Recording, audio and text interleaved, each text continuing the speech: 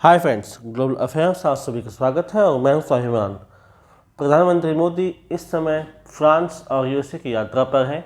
इस समय फ्रांस पहुंचे हुए हैं, जहां पर उनका भव्य स्वागत किया गया और वो कई मीटिंग्स यहाँ होल्ड करेंगे। उनके पहुंचने से पहले फ्रेंच प्रेसिडेंट एमेनुअल मैक्रोन ने कुछ ऐसा कहा जो काफ़ी नोटेबल है, जिसमें मैं चाहूँगा कि आप इस पर ध्यान दें। उन्होंने ये कहा कि इस समय इंडिया और फ्रांस सेम इशू फेस कर रहे हैं, सेम प्रॉब्लम फेस कर रहे हैं। तो ऐसी क्या प्रॉब्लम है जो इंडिया और फ्रांस एक साथ फेस कर रहे हैं? एमेनुअल मैक्रोन ने कहा कि दोनों देश, भारत और फ्रांस, इंडिपेंडेंट हैं। वो यूएस और चाइना के साथ सेम रिलेशन चाहते हैं, बट एट सेम टाइम वो उन पर डिपेंडेंट नहीं रहना चाहते। ध्यान दीजिएगा, यूएस और चाइना इस समय वर्ल्ड की टॉप इकोनॉमी है। दोनों में राइवलरी रहती है with regard to trade and commerce.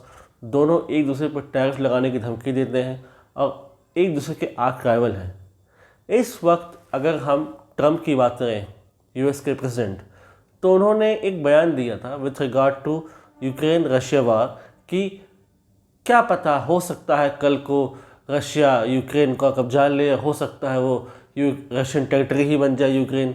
यानी कि उन्हें इससे कोई फ़र्क नहीं पड़ता कि एक सॉवरेन स्टेट दूसरे सॉवरेन स्टेट को कब्जा लेता है।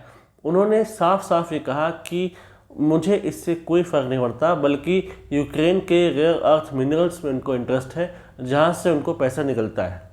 वो फोकस इस चीज़ पर करते हैं जहाँ पर अमेरिका को इकोनॉमिक बेनिफिट हो रहा हो। यानी कि अब इस बात को सुनने के बाद यूरोप के काफ़ी लोग शॉक हो गए, यूरोपियन कंट्रीज शॉक हो गई कि ट्रंप ऐसा कैसे कह सकते हैं कि कल को जो है अगर यूक्रेनियन टेरिटरी रशियन टेरिटरी बन जाए तो मुझे फ़र्क नहीं पड़ता। यानी कि वो क्वाइट प्रैक्टिकल है, उनके लिए सीधे सीधे जो है अमेरिकन इंटरेस्ट सबसे ऊपर है। बात सही भी है, किसी प्रेसिडेंट या प्राइम मिनिस्टर के लिए उसके देश के हित सबसे ऊपर होंगे। और जो पॉलिटिक्स में कोई दोस्ती होती नहीं है, there is no friendship, there is no force, there is only permanent benefits, there is only vested interest जो कि सर्वाइव करते हैं, जो कि एट स्टेक होल्ड रहते हैं। ये सबसे बड़ी बात इसलिए भी है क्योंकि हम, चाहे फ्रांस हो चाहे इंडिया, हम कई जो है सेक्टर्स में साथ काम कर रहे हैं। फिर चाहे वो स्कॉर्पियन पनडुब्बी बनाना हो, न्यूक्लियर प्लांट्स खड़े करने हो, राफेल हो या और भी दूसरे सेक्टर्स।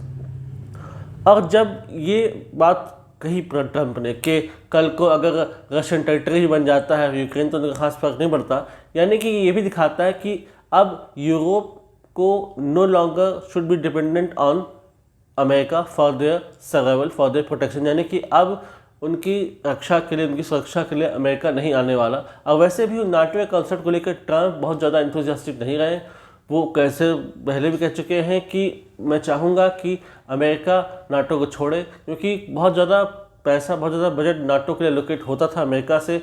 तो वो चाहते हैं कि सिर्फ अमेरिका ही क्यों पैसा दे, बाकी कंट्रीज़ भी at least 5% of the GDP contribute करें फॉर द नाटो फंक्शनिंग। और हो सकता है कि आने वाले समय में खुद यूएस खुद को पुल आउट कर they from the NATO. USA खुद को WHO से अलग कर चुका है, क्लाइमेट चेंज के अपने टारगेट से अलग हो चुका है, तो नाटो को भी छोड़ देगा, कोई बड़ी बात नहीं है। इसलिए ये कहा गई बात। एक और बात है कि इस समय जो सबसे बड़ी न्यूज़ है वो है AI, artificial intelligence. Artificial intelligence पर मेजर कंट्रीज़ खर्चा कर रही हैं, फिर चाहे वो इंडिया हो, फ्रांस हो, यूएस हो या कोई और कंट्रीज़। लेकिन अगर हम देखें तो इसमें दो कंट्रीज़ ऐसी हैं जिनका जो लेवल ऑफ इन्वेस्टमेंट है वो क्वाइट हाई है।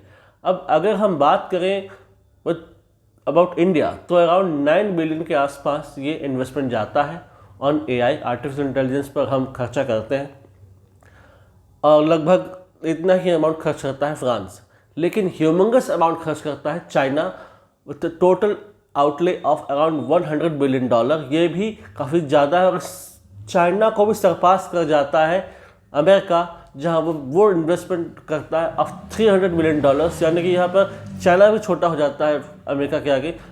अगर हम AI की बात करें, चाइना का डीप सीक लंबे समय तक न्यूज़ में रहा और अभी उसके ऊपर बैन की बात कर रहे हैं, क्योंकि वो इसलिए हो सका क्योंकि $100 बिलियन चाइनीज़ गवर्नमेंट और प्राइवेट इन्वेस्टमेंट चाइना से आ रहा है ऑन AI। यानी कि अब समय आ गया कि AI को लेकर फ्रांस को और इंडिया को भी अपना इन्वेस्टमेंट बढ़ाना होगा, उससे बड़ा करना होगा। एटलीस्ट दोनों कंट्रीज़ को कमिट करना होगा $50 बिलियन अभी के लिए, और उसे धीरे धीरे प्रोग्रेसिव लेवल में ऊपर ले जाना होगा। दरअसल मोदी जी अटेंड करेंगे एक AI समिट इन फ्रांस, जो कि फ्रांस ऑर्गेनाइज कर रहा है, और यहाँ पर बहुत सारे AI एक्सपर्ट्स आएंगे, AI इन्वेस्टर्स आएंगे, बहुत सारे दूसरे स्टेक होल्डर्स आएंगे जो कि AI से एसोसिएटेड हैं। और AI प्राइवेट सेक्टर में और गवर्नमेंट सेक्टर में काफ़ी ज़्यादा पेनिट्रेट कर रहा है। तो इसलिए अब समय आ गया है कि अगर हम चौथी बड़ी इकोनॉमी हैं तो हम वैसा मैच्योर लेवल दिखाएं और यहाँ पर भी अपना इन्वेस्टमेंट को बढ़ाएं। अमेरिका की तो वो जो क्लोजेस्ट एलाई हैं, जैसे कि कनाडा G7 में भी है, कनाडा नाटो में भी आता है, तो जब अपने क्लोज एलाई पर इतना टैरिफ लगा सकता है तो भारत जो कि ना G7 में है और ना नाटो में है, तो उस पर टैरिफ लगाने में अमेरिका कोई गुरेज नहीं करेगा। अपने इलेक्शन कैंपेन में खुद ट्रंप ने इंडिया को ट्रेड एब्यूसर कहा था, और हाल ही में ब्रिक्स को लेकर उन्होंने काफ़ी टफ स्टैंड लिया था और इन्हें कहा था सकर ऑफ ट्रेड। तो इसलिए भी इंडिया और फ्रांस को साथ आना चाहिए, क्योंकि दोनों की पोजीशनिंग कई मामलों में एक जैसी दिखाई देती है और दोनों इक्वल फुटिंग भी दिखाई देते हैं। अब यहाँ पर AI समिट होने जा रही है। इस AI समिट के होने के बाद प्रधानमंत्री मोदी दूसरी और चर्चाएं करेंगे फ्रांस के साथ, जो और इश्यूज पेंडिंग होंगे। उसके बाद वो अमेरिका जाएंगे, जहाँ पर वो ट्रंप से मिलेंगे, और ऐसे समय में जहाँ पर ट्रंप एग्रेसिव पोस्चर अपनाए हुए हैं, जहाँ पर वो अपने इंटरेस्ट पहले रखेंगे और चाहेंगे कि ज़्यादा से ज़्यादा इन्वेस्टमेंट इंडिया से आए और ज़्यादा से ज़्यादा हथियार इंडिया US से खरीदे और ना कि अमेरिका से। हो सकता है यहाँ पर F-35 का मुद्दा भी उठे कि क्यों इंडिया F-35 को कंसिडर नहीं करता और क्यों Su-57 पर फोकस करना चाहता है। इससे रिलेटेड कोई और सिग्निफिकेंट इन्फॉर्मेशन आती है, I will let you know in my separate videos. Do like, comment, share, subscribe the video and widely spread this video for the knowledge of people। अगर आप हमसे जुड़ना चाहते हैं तो आप Instagram और Telegram के थ्रू हमसे जुड़ सकते हैं। The link is given there in description. Thank you. जय हिंद, जय भारत।